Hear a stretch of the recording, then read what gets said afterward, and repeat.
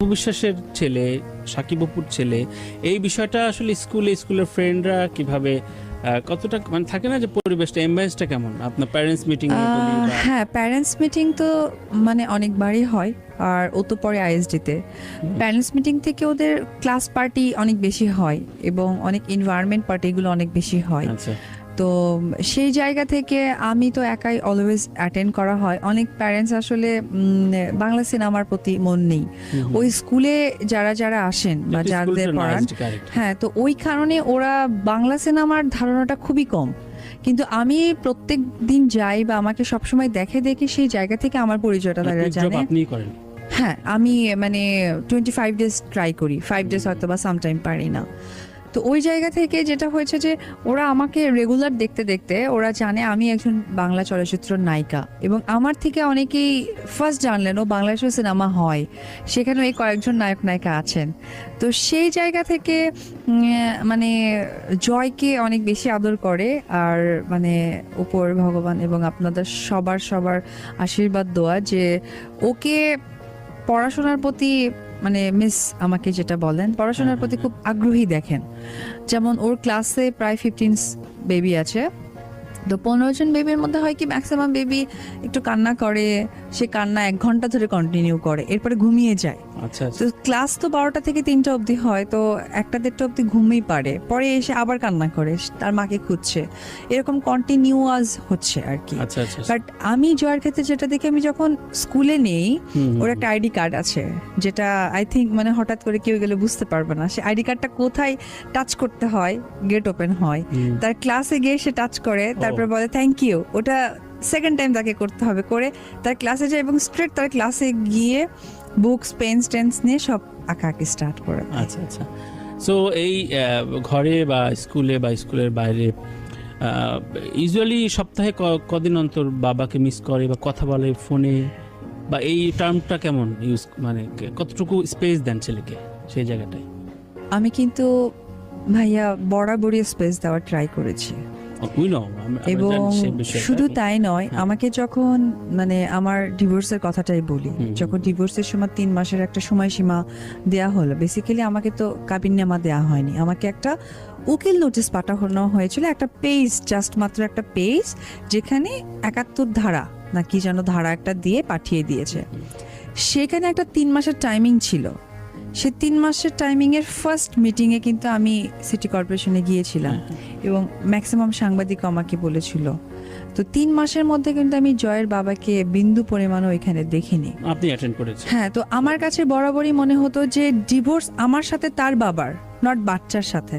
অবশ্যই। তো সেই জায়গা থেকে আজকে পর্যন্ত আমি আমার গাড়িতে মনে হয় 15-20 হাজার টাকা তেল খরচ করে ফেলেছি, বিকজ আমি বসুন্ধরায় থাকি, সেখান থেকে গুলশান দিয়ে আমি বাচ্চাকে নিজে দিয়ে আসতাম সকালে। আমি সারাদিন বিভিন্ন কাজ, আমার জিম টিম আরো অন্য কাজ করে আমি রাত্রি 10টার সময় তাকে আমি পিক করে দেন বাসায় আসতাম।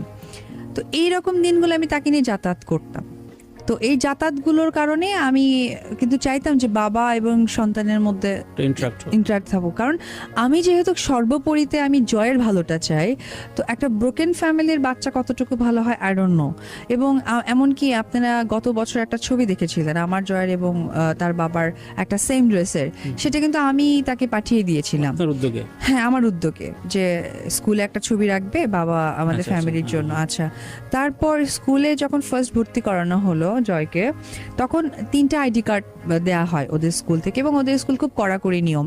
সেই আইডি কার্ডের মধ্যে আমি আমার নামটা দিয়েছিলাম, আমি যে শেলিয়াপা মানে এখন জয়কে দেখছে সে, এবং আমি তার বাবার নামটা দিয়েছিলাম, যে কোনো সময় যাতে পিক ড্রপটা করতে পারে, আদারওয়াইজ বাচ্চাকে কখনোই দেবে না।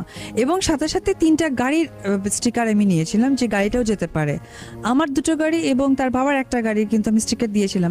আজকে 1.5 বছর হয়ে যাচ্ছে তাকে কিন্তু সাকিবকে পাঠিয়েছিলেন একটা স্টিকার। হ্যাঁ, তো আপনার দায়িত্ব জায়গা থেকে হ্যাঁ, আমি চাই অ্যাটাচমেন্ট থাকুক তারা, কিন্তু হয়তোবা সাকিব অনেক ব্যস্ত থাকেন, ব্যস্ততার কারণে হয়তোবা সময়টা হয়ে ওঠে না। আর আমি যেহেতু মা, আমার সাথেই সে থাকে, হয়তোবা আমার জন্য অনেক সময় এটাও হতে পারে। আচ্ছা, খুব সম্প্রতি বার্থডে গেল এবং বার্থডে পার্টিতে শুনলাম বেশ বাবা দারুণ একটা গিফট করেছে এবং সেটা নিয়ে আবার ইনফ্যাক্ট পার্সোনালি আমাকে প্রশ্ন করেছে একটু মার অনুভূতিটা জানতে। সো আমি একটু লাইভেই শুনতে চাই যে স্বাভাবিক আপনি যেহেতু চাইছেনই মূলত এটা স্বাভাবিক, আপনি সবচেয়ে বেশি ভালো চান আপনাদের সন্তানের। সো সেই জায়গা থেকে এবারে বার্থডেটা কেমন গেল? খুব ঘরোয়াভাবে করেছেন আমরা দেখেছি। হ্যাঁ, আমি খুব সিলেক্টিভ, মানে আমি সবাইকেই বলতে চেয়েছিলাম, আমার প্ল্যানিং সবসময় ছিল না। সম্ভব না, হ্যাঁ। হ্যাঁ, আমি খুব হালকাভাবে কয়েকজনকে বলেছি। আসলে দেখেন, সাকিবের সাইড থেকে জয়কে যদি ধরা হয় তাহলে দুটো ঈদের বাবার প্রতি যে চাওয়াটা সেটা কিন্তু জয়ের থেকেই দেয়। তো দুটো ঈদেই কিন্তু তার বাবা কাজের ব্যস্ততার কারণে কোনোভাবে সময় দিতে পারেনি। যদিও কোরবানি ঈদের পরের দিন আমাকে নোটিস করেছিল বাচ্চাকে নিয়ে যাবে, কিন্তু আমি দেখেন ভাই, আমি আমার কাজে ব্যস্ত থাকি। আফটার আমাকে সংসার ঘর চালাতে হয়। Obviously. তো সিনেমার কাজ তো একদম প্রচুর, তাও কিন্তু নয়। তো সেই জায়গা থেকে হয়তো বা আমার কোনো মিটিং, কোনো শোরুম ওপেনিং বা কোনো বা স্টেজ পারফরমেন্স, লাইক আবার আপনাদেরই অনেক প্রোগ্রাম আমি করেছি প্রাণের গিট অ্যান্ড মিট। তো এগুলোর সাথে হয় কি আমাকে অ্যাটাচ থাকতে হয়। তো ঈদের সেকেন্ড দিনে এসে সে বাচ্চাকে দেখতে চাচ্ছে। তো আমি ভাবলাম যে জয় যদি বুদ্ধিমান হতো, জয় যদি বুদ্ধি থাকতো, নিশ্চয়ই জয় যেত না যে ঈদের দিন তুমি কোথায় ছিলা, বাংলাদেশে তো ছিলা, তারপরে রোজার ঈদে কোথায় ছিলা, বাংলাদেশে ছিলা। তো আমি ওই জয়ের জায়গা থেকে আমি ভেবেছি যে থাক, এখন নিচে এসে ডাকলেই কি আর বাচ্চাকে দেয়া যায়। আর জন্মদিনের দিন যেটা হয়েছে, আমি আসলে আমার ছেলে একটু পড়াশোনার প্রতি, মানে পড়াশোনা না, একটু পেন বা পেজ দেখলে খুব হ্যাপি হয়, যেখানে কিনা একটা টয় দেখলে একটা বাচ্চা হ্যাপি হয়।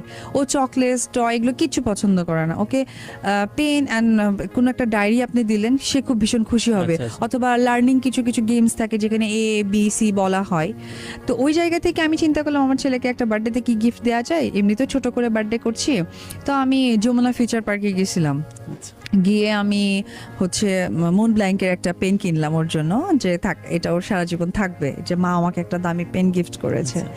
তো ওই সময় আমার এক কাছের বড় ভাই আমাকে ফোন করে বললেন যে দিদি আমি তো নিচে। আমি বলছি, কোন নিচে? আপনার বাসার নিচে। আমার বাসার নিচে কেন? বলতেছে সাকিব ভাই একটা স্বর্ণের মালা, একটা স্বর্ণের ব্রেসলেট আর নিয়ে আসা, খুব তাড়া। আমি বলছি, ভাই এইরকম ভাবে আমার বাচ্চাকে কি ছোট করার কি কোনো মানে কিন্তু হয়? গণমাধ্যমে যেটা প্রকাশ হচ্ছে আমি একটু আপনার সাথে শেয়ার করি, সেটা হ্যাঁ। হচ্ছে গাড়িতে বসে অনেকক্ষণ আদর করলেন, ইনফ্যাক্ট ছেলে যেতেও চাইছিলেন না এবং খুব আবেগঘন একটা পরিস্থিতি। না, তাহলে এই তথ্যগুলো ভুল।